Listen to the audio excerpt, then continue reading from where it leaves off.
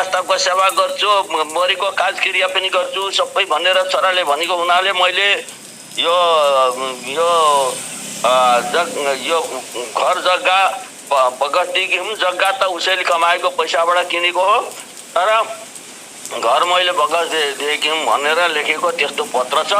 सबै पालन पोषण गर्ने पुरा जिम्मेवारीको कागज छ। अब किन अर्को कागज त किन गर्नु पर्यो पनि भने मैले। हजुर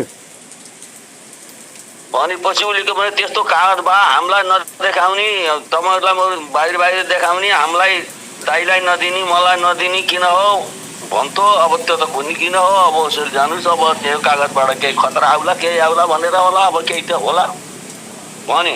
हजुर त्यहाँदेखि अब के गर्ने त नि, घर छोड्ने कि नछोड्ने, घरमा बसिरहने कि छोडिदिने कि के हो कसो हो। अस्ति नै पनि म गएर भने अब फेरि यत्र पनि कुरो अब अन्तरङ्ग कुरा के छ भित्र मनको विचार त्यही सोध्न मैले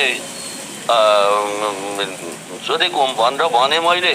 हजुर त्यहाँ भन्दाखेरि उसले के भन्यो भनेदेखि मैले दाइसित भने म घर छोड्दैछु, जाँदैछु, बाहिर जाँदैछु भनेर भने दाइसित।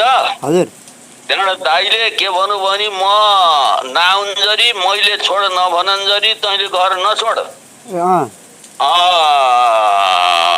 मेरो प्रतीक्षा गर अथवा मेरो सल्लाहले अहिले घर नछोड भनेर दाइले भनेको हुनाले त्यति दाइका कुराले गर्दा म रोकिएको छु। हजुर अब दाइले के भन्छ कसो गर्छ अब त्यो त अब दाइले जानुस्।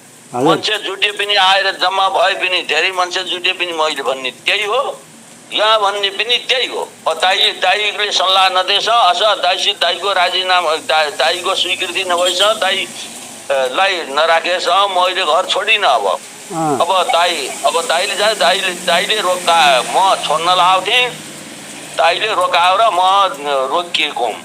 अब उसले दाइले जानुहोस् अब के भन्छ, अब यो त जिम्मेवार दाइको जिम्मेवारी छ अब त भनेर उसले भन्यो। अब के गर्न पर्छ, आखिर निचोड कुरा त्यही हो। कहाँबाट भएको रे बा? अब जहाँ भए पनि भयो, भेट भयो, व्यापक कुरा भए।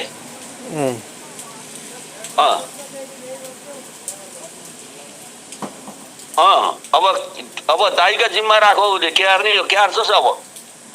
अब मेरो सम्पत्ति यहाँ दाइको जिम्मा राखेर त भएन के, जे गर्नुपर्छ दाइसित गर्छु। अब यिनले छोडिदिन पर्यो।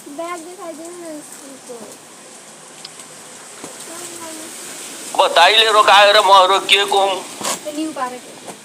भनेपछि त अब दाइलाई पनि राख्नु पर्ने, दाइसँग सल्लाह लिनुपर्ने हो कि के हो।